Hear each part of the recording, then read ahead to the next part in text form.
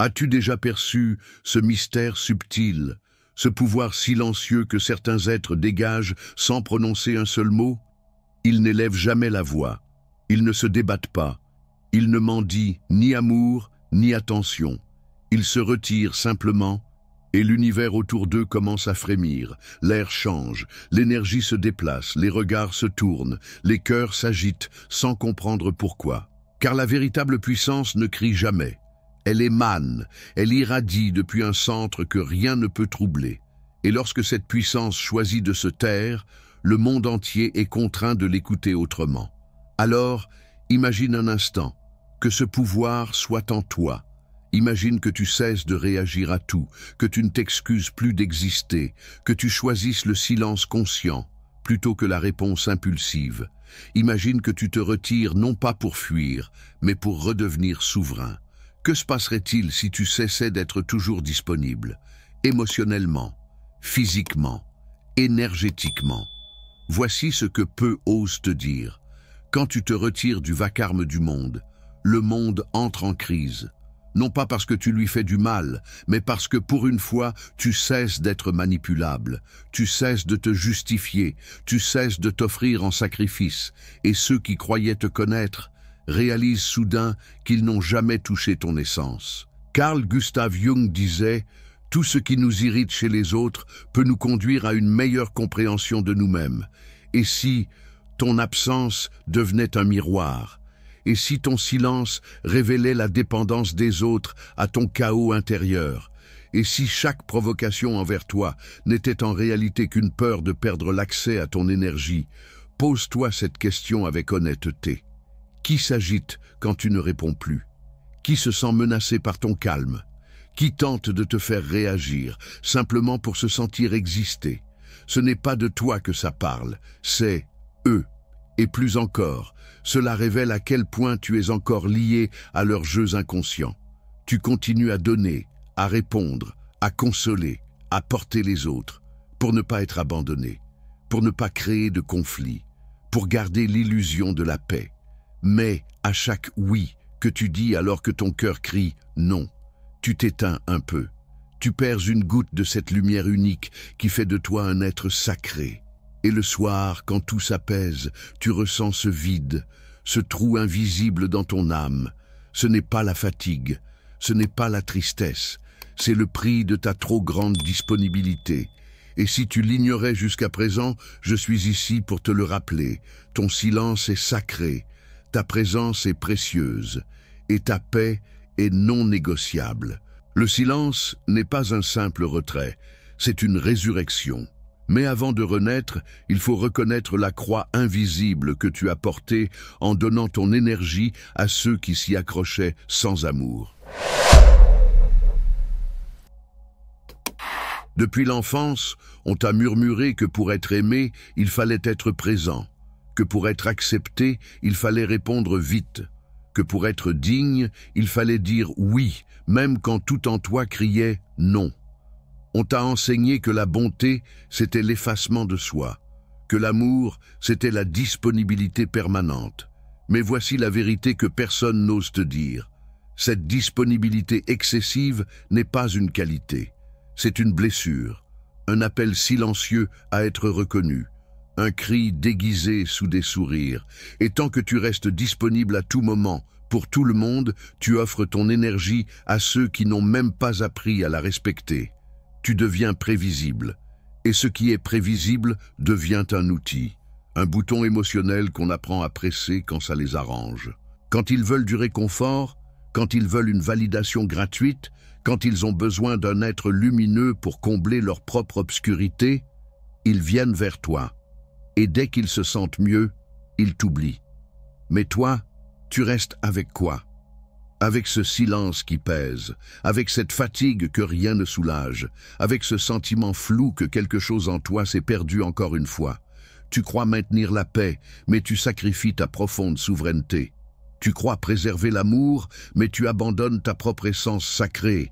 Et chaque oui que tu prononces à contre-cœur, chaque message auquel tu réponds en t'épuisant, chaque justification que tu offres comme une dette que tu n'as jamais contractée, te dépouille lentement, Tu t'absentes de toi-même, au profit d'un rôle, celui de la personne forte, disponible, gentille, stable.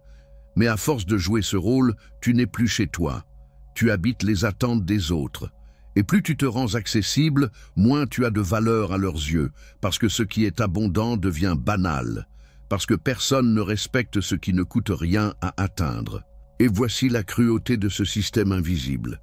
Ce n'est pas ta lumière qu'ils aiment, c'est l'usage qu'ils peuvent en faire, et le jour où tu changes, où tu poses une limite, où tu retires ton énergie, ils s'agitent, ils s'irritent, ils te disent que tu n'es plus toi. Mais ce n'est pas toi qui as changé, c'est le confort qu'ils avaient en toi qui s'effondre. Alors je te le demande, en toute lucidité mystique, combien de fois encore vas-tu sacrifier ton énergie divine sur l'autel de la fausse paix?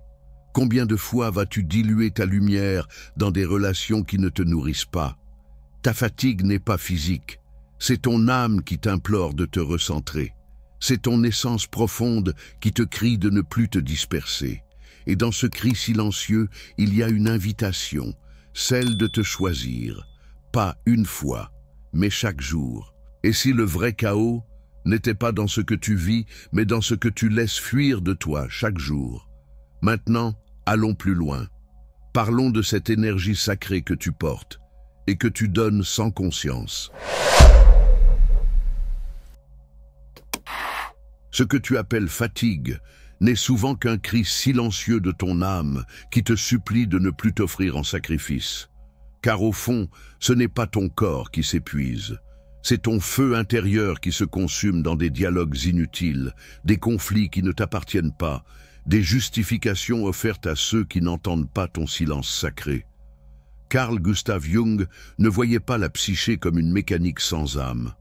Pour lui, notre esprit est un système énergétique vivant. Chaque pensée, chaque émotion, chaque geste est une goutte prélevée de ce réservoir divin que tu portes en toi. Mais as-tu appris à choisir où va cette énergie? Où la laisses-tu être capturée par le tumulte du monde, au moindre mot, à la moindre attaque, au moindre regard? Chaque fois que tu réagis par réflexe, tu dilapides ta lumière.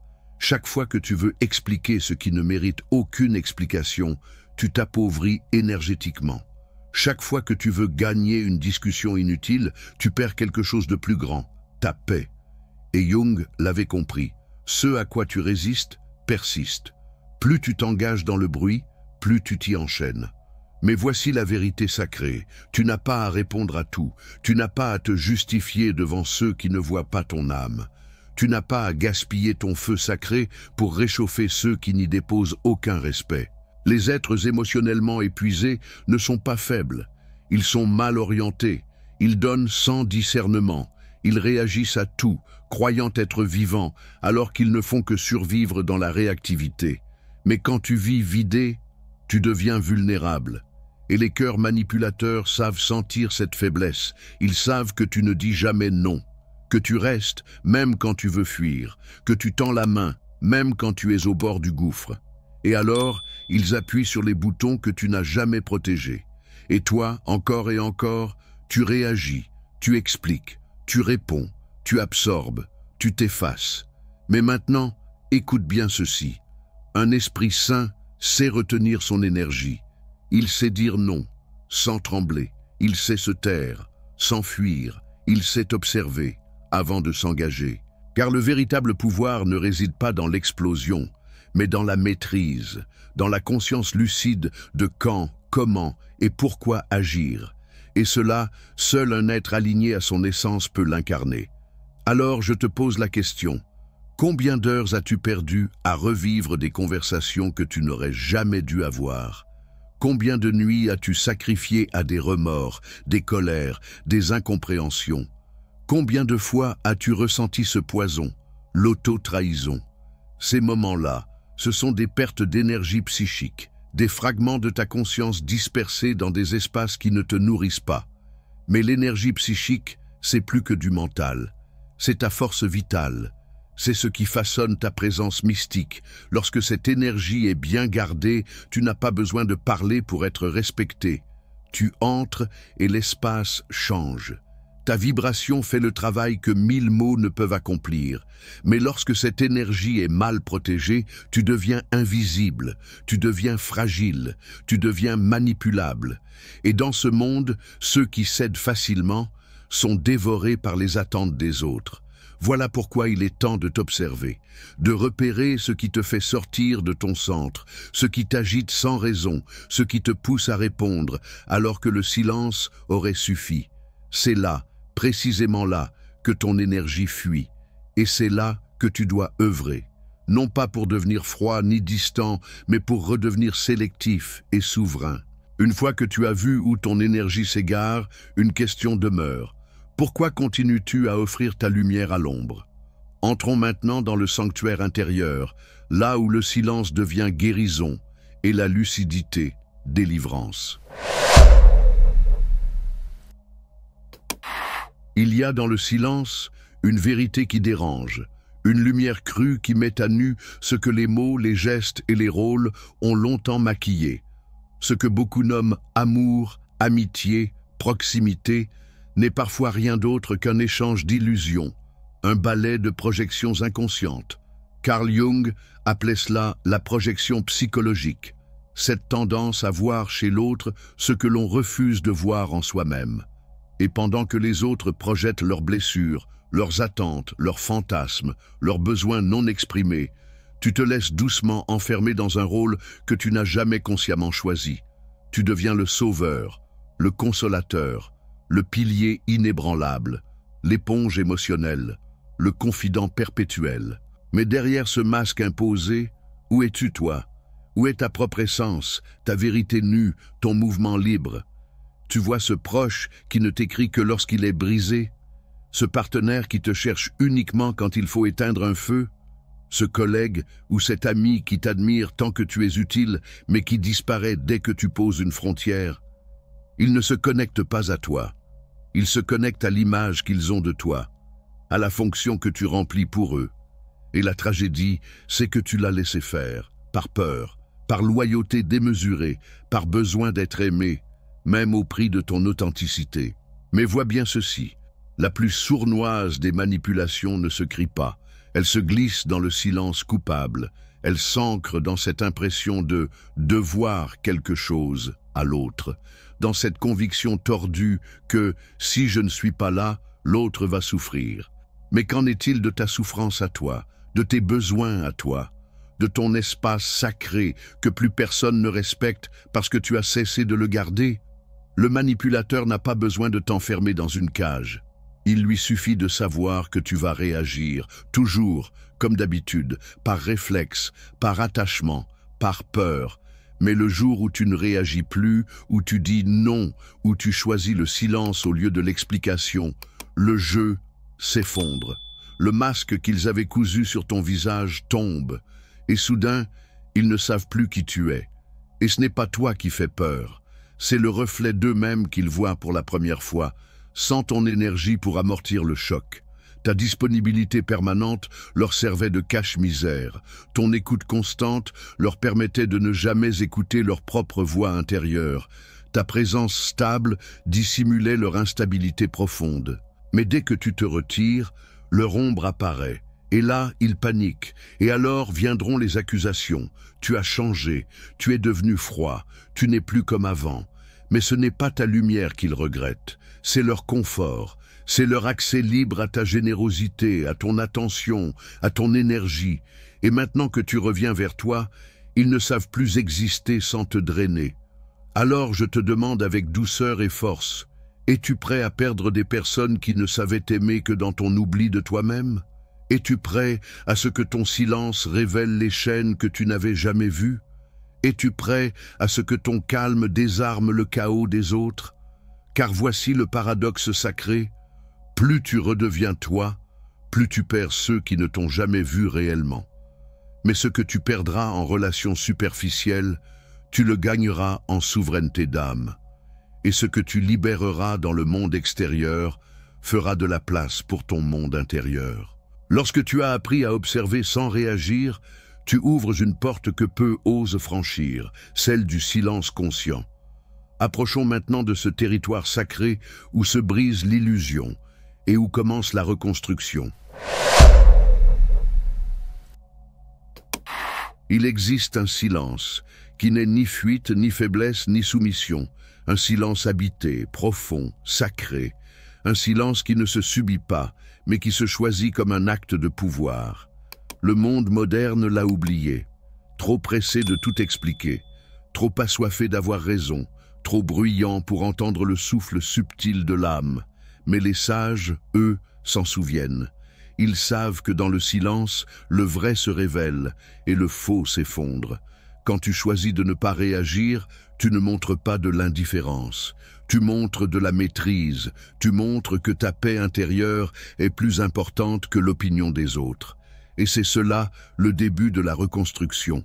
Reprendre la souveraineté de ton énergie en refusant de la gaspiller dans des champs de bataille qui ne te concernent plus. Tu n'as pas besoin de répondre à tout. Tu n'as pas besoin de t'expliquer à ceux qui ne cherchent pas à comprendre, mais à contrôler. Tant que tu parles, tu joues selon leurs règles. Mais dès que tu te tais, tu redessines le jeu, car le silence vrai n'est pas l'absence. Il est présence accrue, présence à toi-même, présence à ce qui vibre dans l'invisible, présence à la voix intérieure que le bruit du monde avait étouffée. Et dans ce silence, tu commences à voir ce que tu ne voyais plus, les cycles qui se répétaient, les relations qui te vidaient, les schémas de réaction automatique qui te volaient ta lumière. La lucidité entre, et avec elle, une paix nouvelle, plus dense, plus ancrée, plus précieuse que tous les dialogues du passé. Carl Jung disait que l'individuation, le processus de devenir qui tu es profondément, nécessitait un retrait du collectif, une désidentification du masque, une traversée de solitude choisie pour enfin entendre sa vérité propre, sans l'écho déformant du monde. Mais ne te trompe pas, ce silence, cette lucidité ont un prix. Ceux qui t'aimaient pour ta disponibilité constante te trouveront soudain froid. Ceux qui comptaient sur ta réaction immédiate te jugeront distant. Ceux qui s'abreuvaient à ton énergie te diront éteint. Mais ils ne voient pas que ce n'est pas ta lumière qui s'est éteinte. C'est leur pouvoir sur elle qui s'est effondré.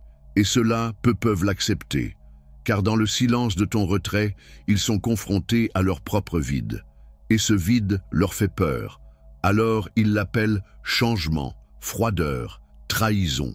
Mais la vérité, tu ne fais que reprendre ton souffle, rassembler tes fragments, redevenir un être complet. Et dans ce silence qui te reconstruit, tu redécouvres des trésors oubliés, ta clarté, ta créativité, ta vibration originelle. Et surtout, tu te reconnectes à cette force douce et implacable qui dit « Je ne suis plus là pour me perdre, je suis là pour me retrouver ». Ce que le silence ne te dit pas avec des mots, il te révèle avec des renaissances. Prépare-toi, ce que tu t'apprêtes à vivre n'est plus un retrait, mais un retour sacré à toi-même. C'est maintenant que naît la véritable liberté. Il existe un moment dans la vie de toute âme éveillée où le tumulte se retire, où les voix extérieures s'éteignent, où les regards s'éloignent, et où il ne reste que toi, face à toi. C'est dans ce désert sacré que commence la véritable liberté.